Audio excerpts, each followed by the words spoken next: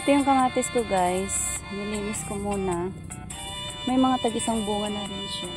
Ayan. Ayan, bunga.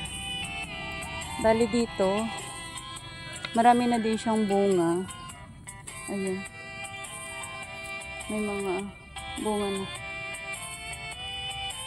Sa kamahal ng kamatis ngayon, kailangan natin linisin para para may ma-harvest tayo. Bali may isang buwan na ito simula nung tinanim namin. Hindi man siya kagandahan na tulad ng inaakala nyo, pero okay na rin, at least may tumubo.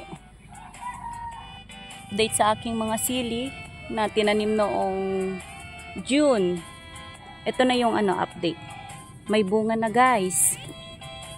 Marami na siyang bunga.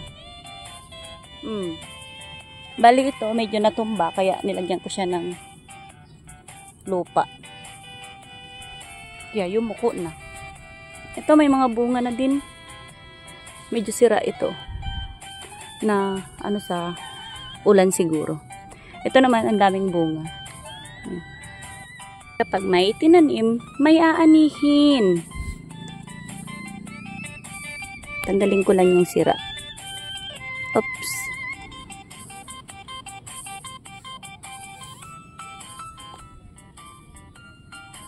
Madaming bunga.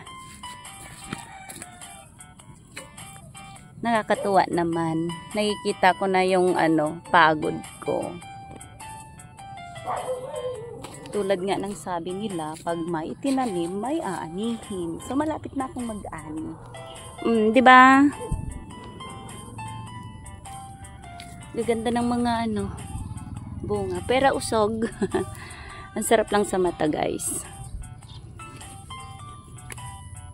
You didn't expect na magkakaroon ng bungang ganyan.